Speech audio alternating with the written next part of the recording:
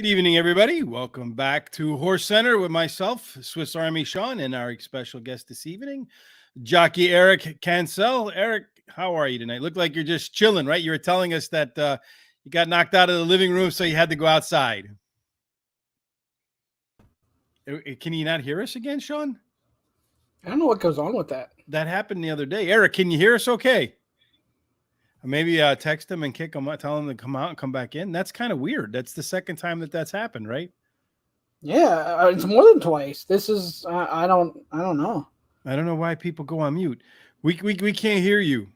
So Shawn's going to kick you out and bring you back. I don't know what that's because that happened with Ed Olczyk too, right? Yeah. It happened at Eddie Olczyk, and it's happened. This has happened before too, where just randomly throughout the. Yeah, so I'm gonna remove him, and then he can come back in. That's really kind of weird, no? That's interesting because we hold a conversation before we go live, and everything's good to go. We go live, and then bang! It's got to be a problem for sure. Well, Eric should be back any second. When he come back, we should be able to hear. I don't know why that works like between that and then the random people showing up. Yeah, yesterday there were random people showing up in the waiting room, and I don't know what was going on. Can you hear us now, Eric? Now I can. I don't know what happened there. There's some kind of weird, funky thing going on. That happened with Eddie Olczyk too, and we had him on the other day. We came live, and then we went from talking to he couldn't hear us. Yeah, we weren't pranking you, my man. We got it fixed. Yes, indeed. So nice win today. Tell us about Mount Traverse and how that rail opened up nicely for you, and you're able to squeeze on by and get the better of last night's guest, Javier Castellano. Yeah, I mean, to be honest, I had a wonderful trip. I went out to the paddock, and I was talking to the trainers, and telling them, look, I got speed, and there's two horses with speed, and they're on my outside, so I'm just gonna come out of there running, try to get my horse into a comfortable rhythm, without fighting him, and that's what I did. I was able to get my horse in a good spot, towards the lead, and I just sat patient on it and just asked him for the quarter pull down. Yeah, and it was a nice win. Got him right at the wire. You edged him out, so good timing there to keep to make your move and then hold him off at the end. Impressive ride. Yeah. So last year you had an impressive year in 2021 where you almost doubled what you had earned in any year before. What was all the good luck about last year? Tell us about why you had such a phenomenal 2021. Well, to be honest, I mean, my agent is doing a great job. I mean, it was just, I mean, we were working very hard. We just needed the opportunity that we were getting at that time, and it's like anybody else, once you get on a roll and you're getting the opportunity from everybody, you start doing better. I was able to ride better horses, and that really started helping me to build up my business more.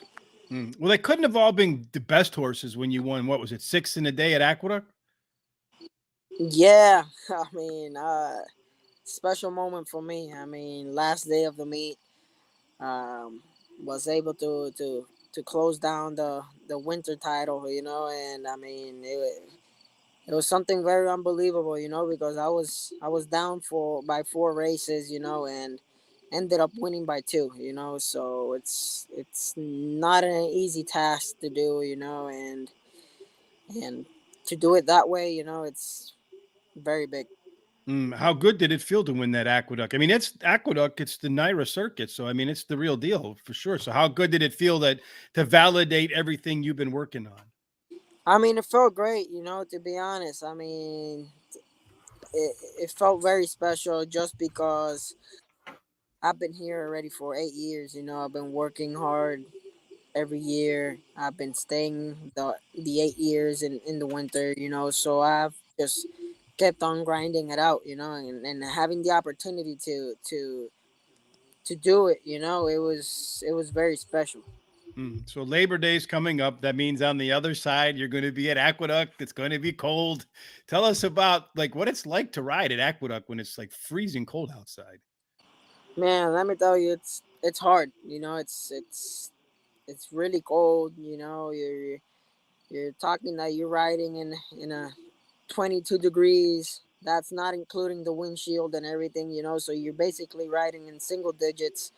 It's hard. It's very hard. I won't lie, you know. But I mean, we've managed to do it. I mean, we've already used to it, and it's good, you know, when you get the chance to acclimate, you know, coming from the summer all the way down to the winter. You know, you get it little by little. It's not like you're coming from Florida to New York, and it's a very big drastic change, you know. So we get time to adjust to it. Mm-hmm. How different is it going to be this year that Aqueduct's going to replace the Belmont meet while they do some work on the track?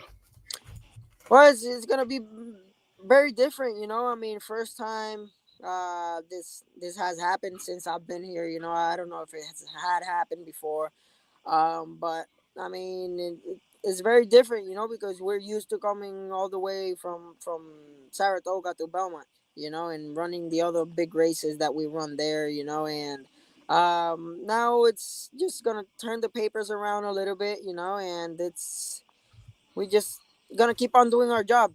You know, we're there to ride. You know, we're gonna do our best every circuit that we go. So I mean, we just gonna go with the flow.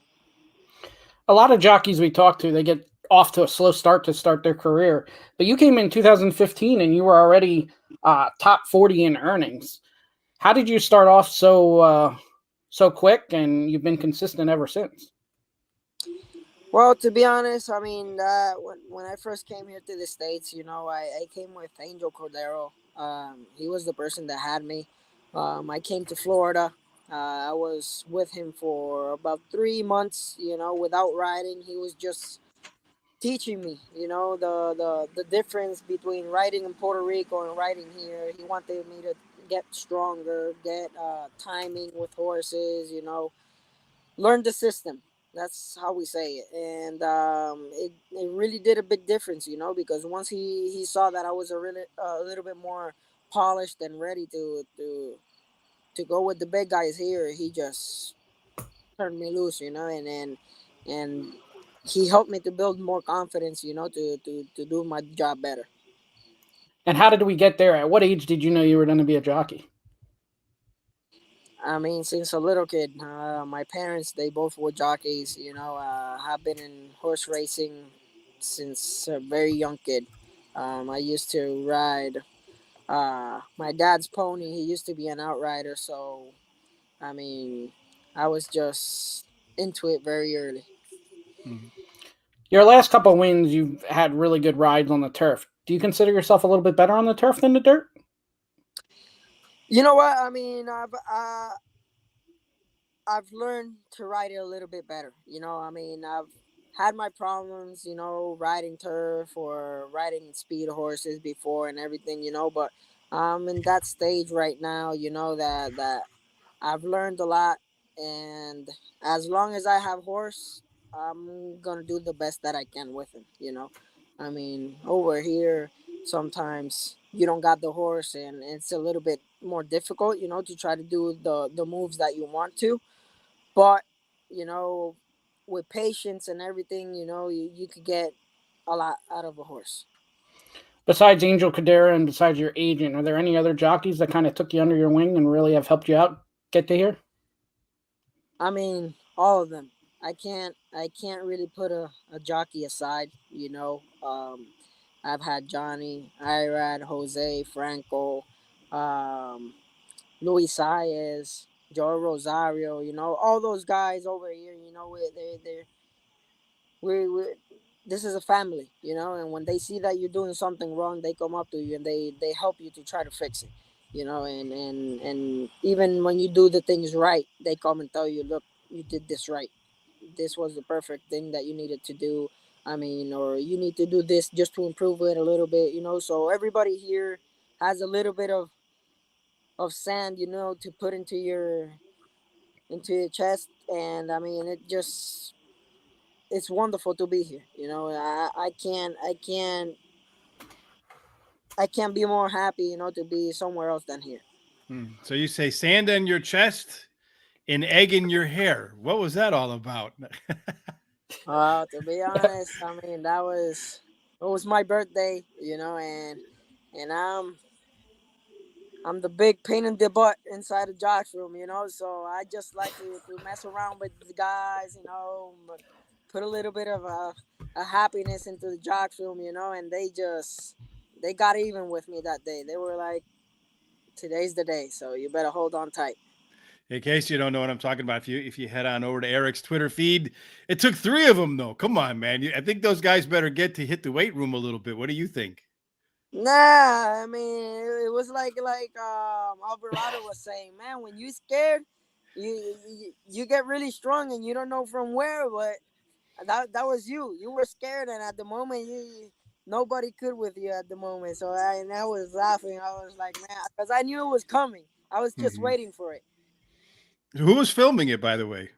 One of the valets was filming it. No, so they were in on it as well, huh? So one of the things I saw that you said, because a lot of jockeys we talk to, they say that the most difficult part is obviously the weight part, but you say you're on the other end of that you actually have to gain a little bit of weight, that you have to put a lot more lead in the bag than others. So tell us a little bit about how, I would say, it's got to be refreshing to be able to eat whatever you want and do what you want when you see other guys really struggling sometimes. Yeah, to be honest, look, it really has it's good. They're good things and bad things, because I'm able to eat whatever I can. Not all my fellow friends are able to do that. They have to gain their weight. They can't eat. It's really hard to sometimes see them. Having to make the way that they do. But at the same time, it's hard for me just because I have to put it into my. You Yeah. think he put his hand over the? I think you put your hand over the speaker there. You really Rich. went quiet. Yeah, sorry. There, good. Yeah, we can Yeah, hear you. there So you go. you were saying about the not having to really worry about eating so much. Yeah. So I don't have to worry about eating.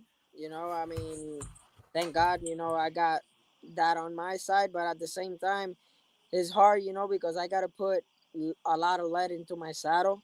And it's not the same to put uh energy like energetic weight on the horse that to put dead weight on a horse. Mm-hmm.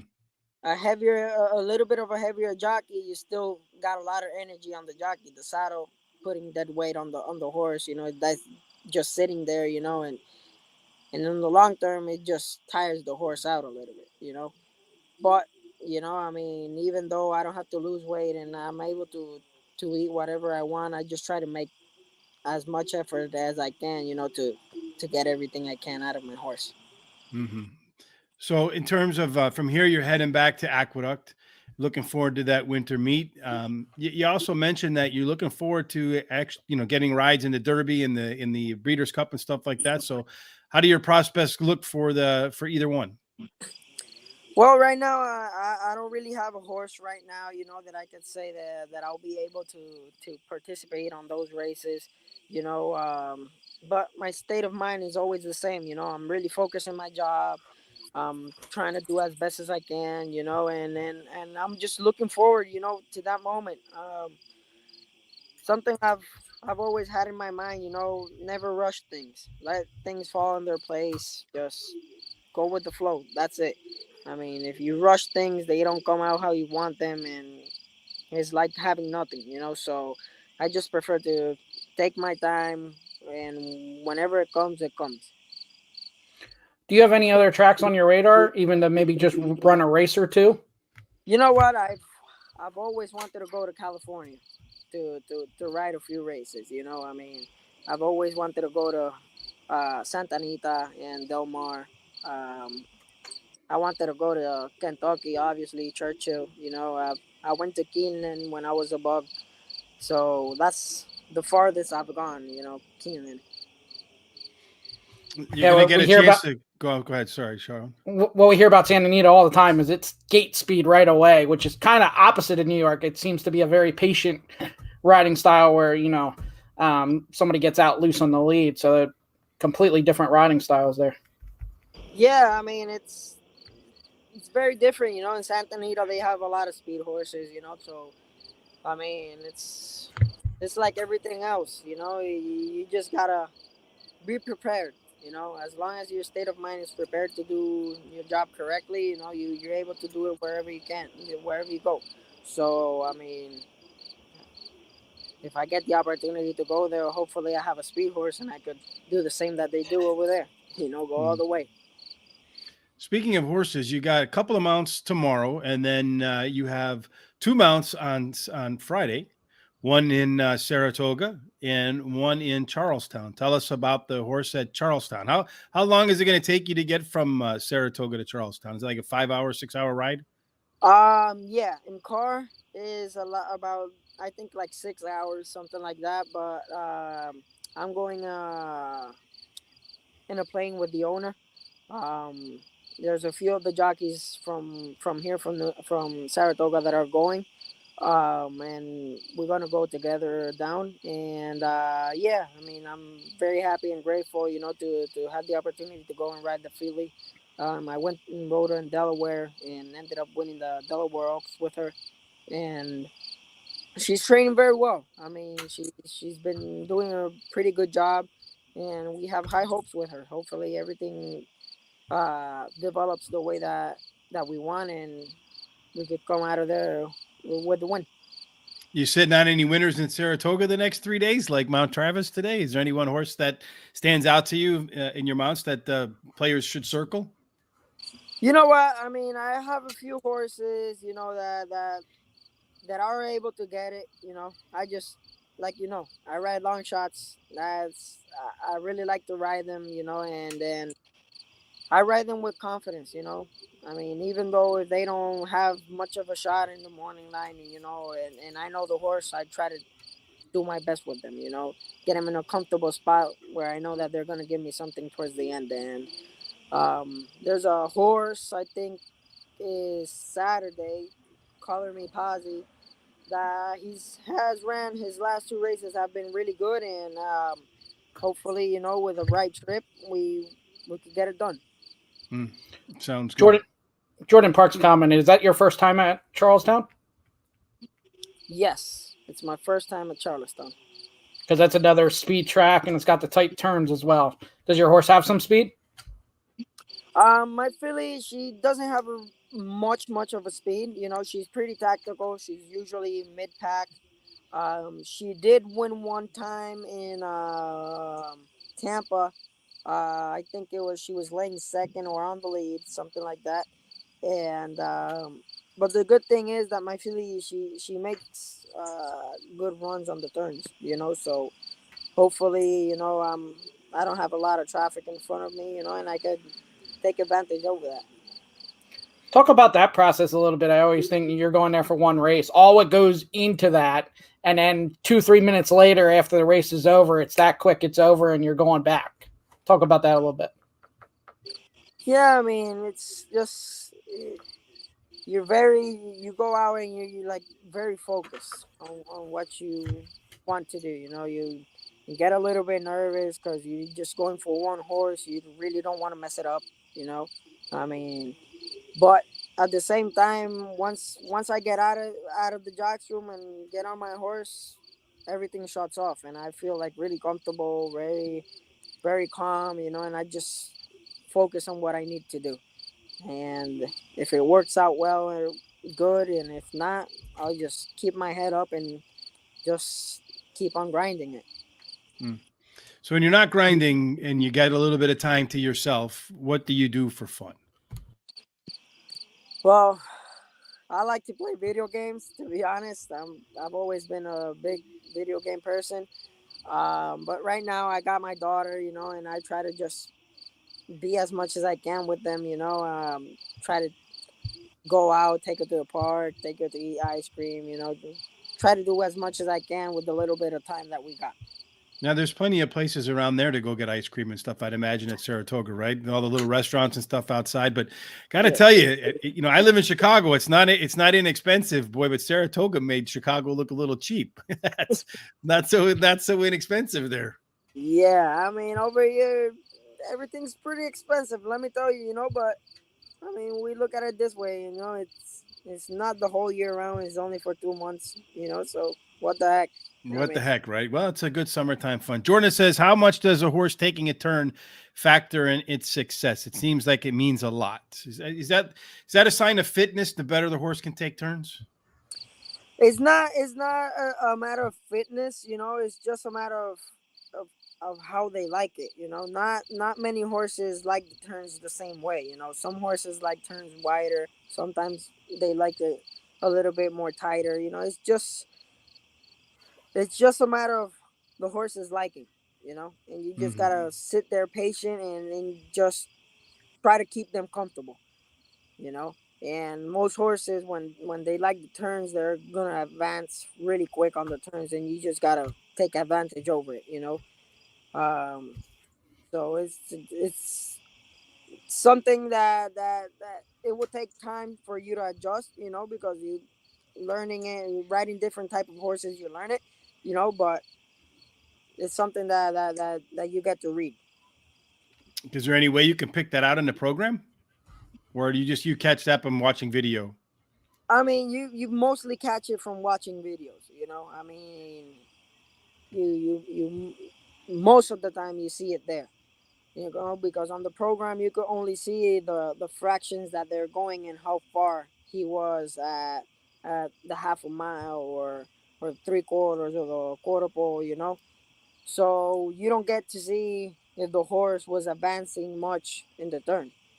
I mean, you kind of get an idea, but not until you see the replay, the video.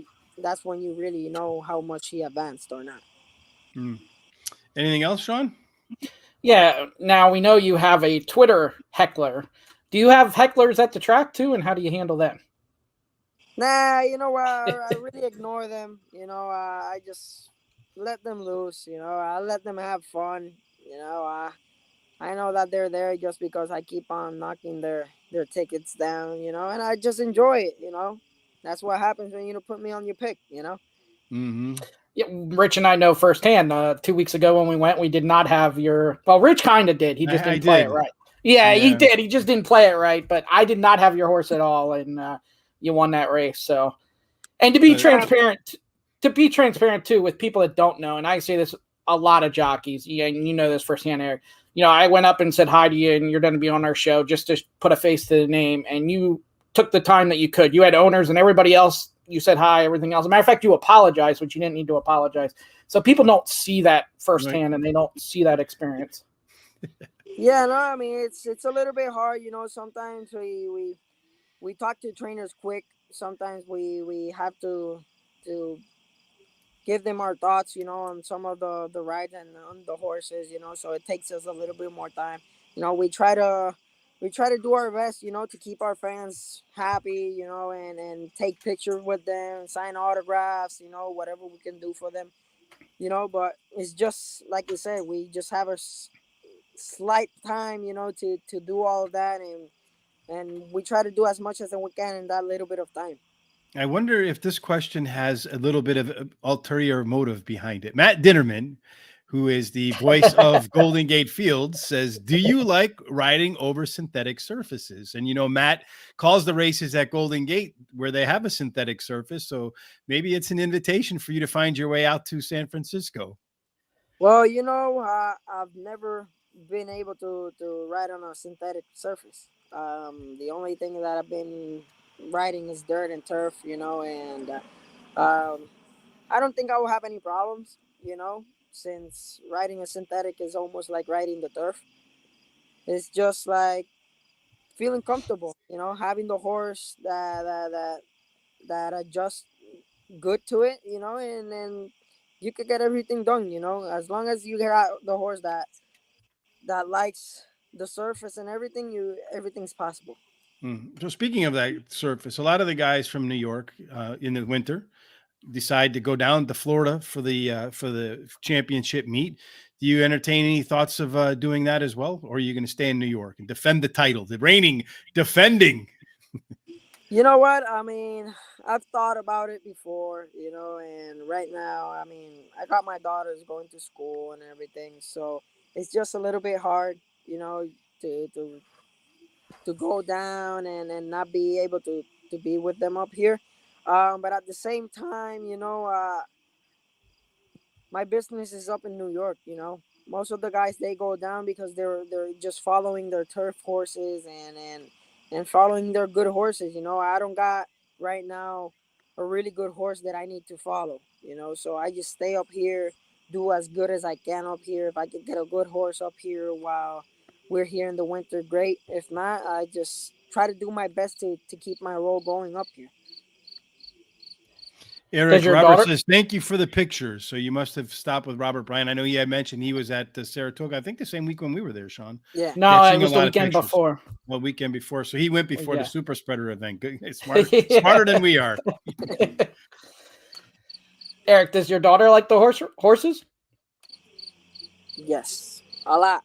I mean, I just hope she doesn't want to become a jockey, because if not, I think I'm gonna go nuts.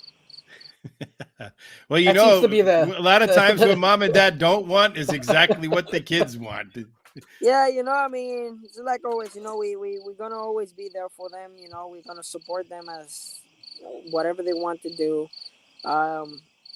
If it was for me, I wouldn't let her do it, just because of what I've lived in it, and what I see all the time and everything. I know it's a little bit of a hard sport, but I mean, whatever she wants to do, like I always say, daddy's always there and mommy's always there. So we always gonna be there for them. Mm-hmm. Well, it's not such a hard sport when you're raking in $10 million in a year in winnings. That's the kind of year you're looking for, right? That's the kind of year everybody's looking for. It's a roller coaster. Not every year you're gonna have a really good year. Sometimes you're gonna have good years. Sometimes you're not. You just gotta have a good state of mind. Don't let anything get in your head, and just go with it. Well, you're a young guy, so I think as you grow older and more experienced, you're going to get more and more good owners, good horses, and it's just one of those things that there's the guys that are a little bit older than you, a little bit more seniority, and I think in due time you'll see yourself up in that group as well. Yeah, I mean, hopefully, I mean, that's what I've been working for, and like I've said before, I'm just taking my time, trying to learn as much as I can, and not rush things. Everything's gonna fall when the right time comes.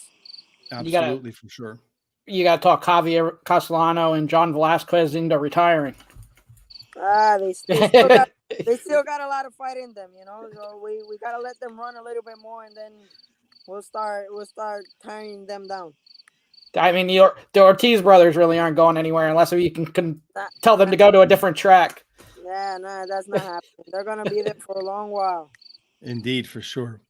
Well, we appreciate your time, Eric. We're looking forward to, like I say, you're a young guy. Looking forward to seeing you racing for a long time as well, which means we'll have you back a lot of times in between here and there.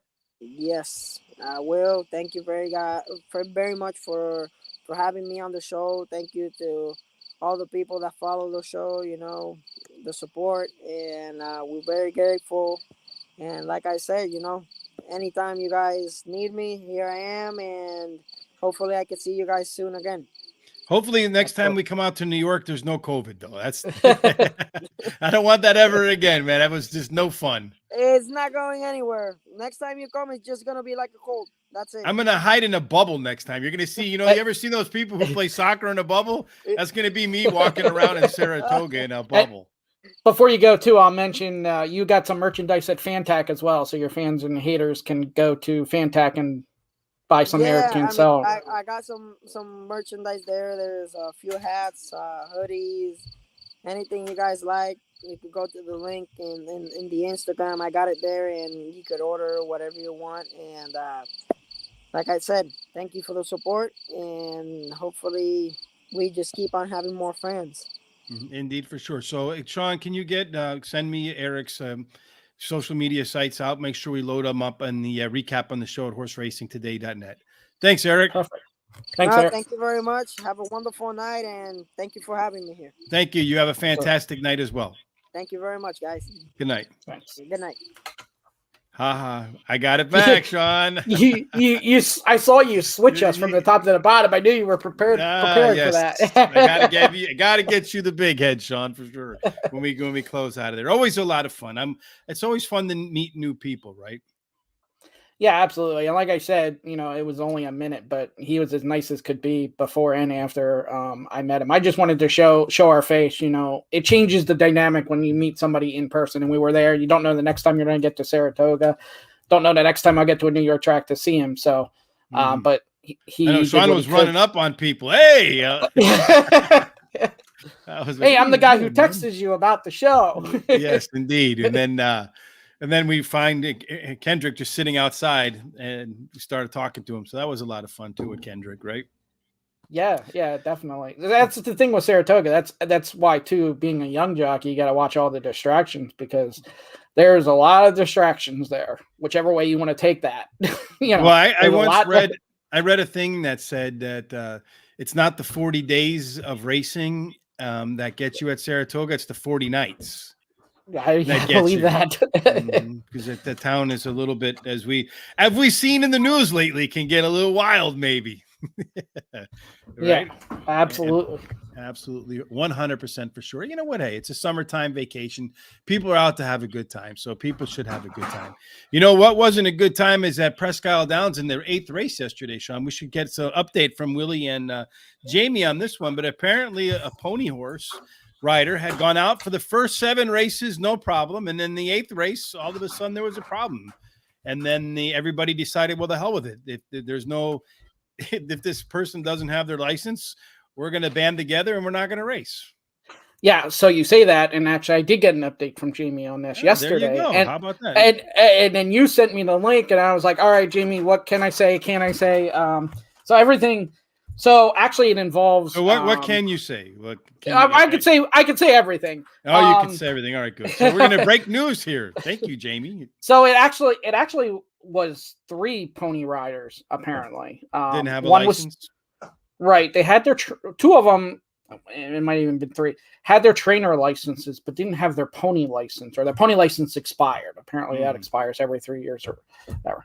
One was Scooter Davis, which is also Jamie's ex-boyfriend, also father of some of her kids. So one was him, who is a known trainer, and Whitney Valls, who's also a trainer. So they kind of stuck together when this whole thing happened, because they left them ride for 7 races. They don't have pony people as it is. If they field over 8 horses, they don't really have the pony people. I mean, you got trainers helping out here. So how they were treated and waited to the last race, it was a whole scene.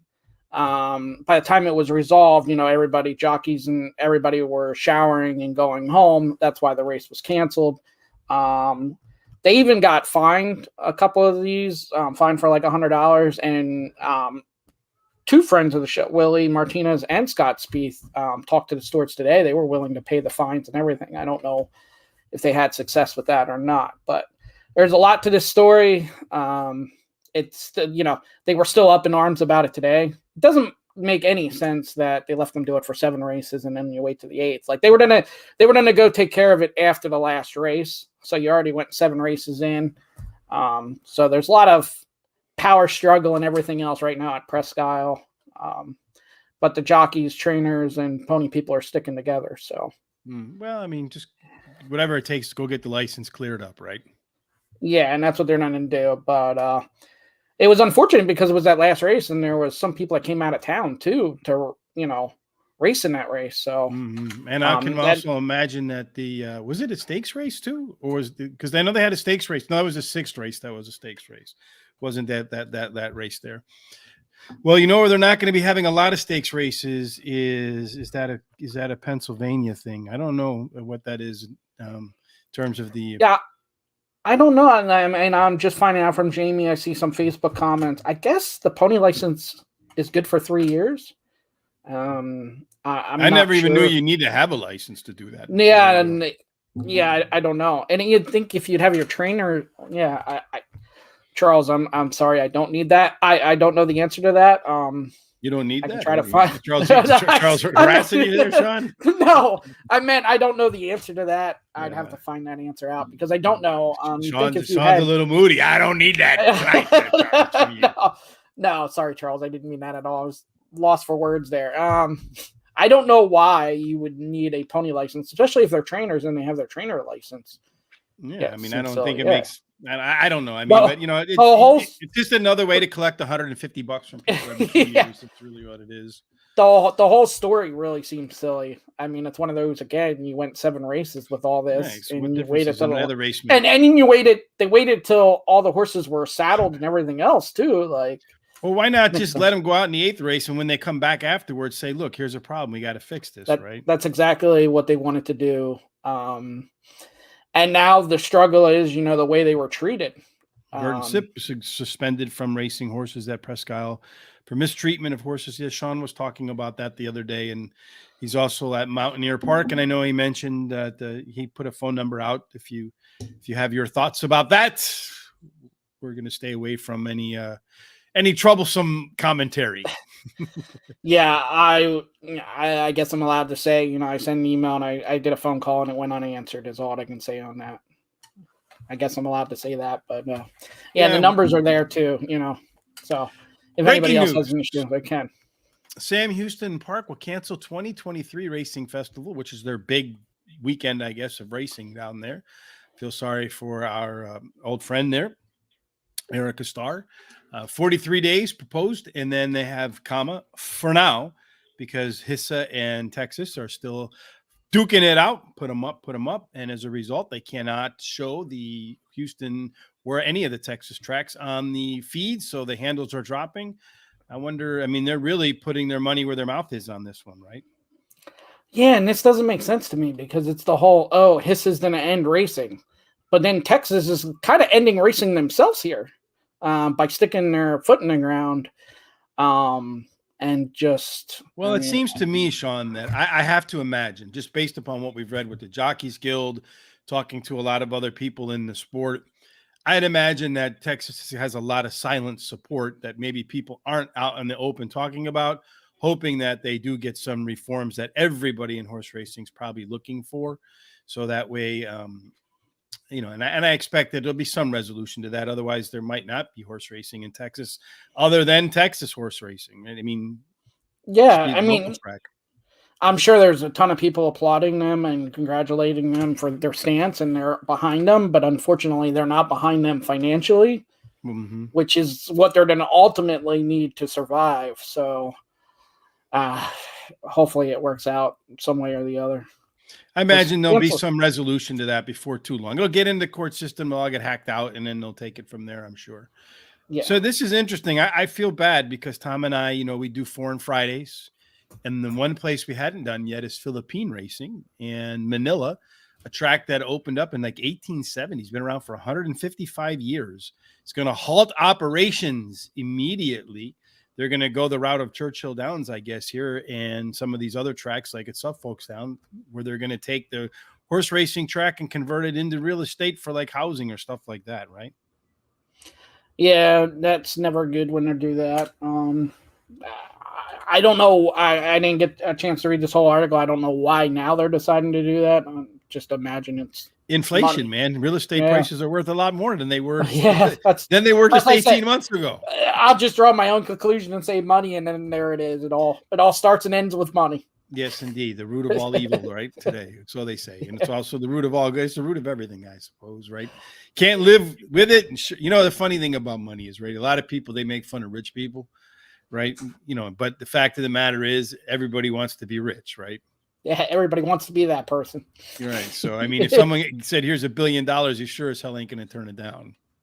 No. Not that anybody's giving out $1 billion, but if there are any investors out there that want to give away a few million, you reach out to us. We'll be more than happy to discuss some plans with you because, that's the one thing that you need. Money is the mother's milk of getting stuff to work. All right, Sean. Because we're kind of like Texas. Everybody applauds us and everybody pats us on the back, but we don't get any support financially. Yeah, we're a lot like Texas in that respect. All right, Sean. So that wraps us up for Wednesday, brings us wire to wire on this hump day. Terry and I will be back tomorrow at 12 o'clock.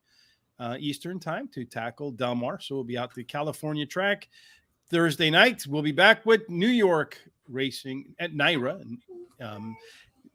Odds maker David Aragona tomorrow night to cover all the big races this weekend at Saratoga. Tom and I will be back Friday in normal time to cover Foreign Fridays. I don't remember what track we're doing, but it'll be a lot of fun for sure. And then on Saturday, Chris P and Eddie C, I finally got their last initials correct. We'll be doing a lot more of the race card for Saturday with their spot plays. Sean, anything else? I got a couple things. So next week with Jamie, we have Jockey, and she's done a couple other things. Corrine Andros on Monday. Tuesday, another one that's been around the business. I believe she's a trainer as well, Karen Whittick. And then Wednesday, we have a young apprentice jockey, Hugo Torres, and his agent, Jordan Gatlin. Jordan Gatlin as well. Yes. All right. Yeah. So and then one other thing that we covered with Jamie, I covered with Jamie last week. Jamie brought it up is Wilmer Garcia got hurt. There's some videos of him surfacing around now on social media of him walking. So all signs looking good there. A lot better than what they looked, a week and a half ago. Sounds good. It's always good to hear people recovering. It's the only sport, as they say over again, that where the ambulance chases the employees around the track, right, while they're working. So it's always good news to hear when someone gets injured that they're on the road to recovery. We certainly appreciate that. All right, Sean, you got your tissues out? Yep. All right. Thank you for joining us this evening. If you like what you saw, kindly please like us on Facebook, Twitter, and Instagram at Horse Race Today, the number 2. You can follow us on Horse Racing Radar TV here on YouTube by hitting the subscribe button. Also hit the bell so when we go live, you're notified. Sean will keep you up to speed. I know, do you want to make an announcement for your thing already, or are you going to just wait till Monday? Oh, no, it's already on social media, but I do. We're doing the second Jockey Survivor. I'm working on some prizes. I'll post them when I get them. But we'll start that Monday. So you just have to pick a jockey every day. Is Jordan allowed to reigning and defending his title or no? Absolutely. Right. Yep.